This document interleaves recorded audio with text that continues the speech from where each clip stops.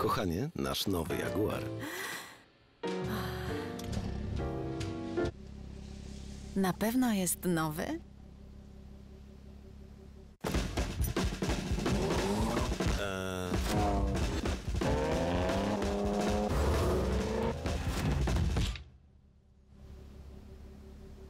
No cóż,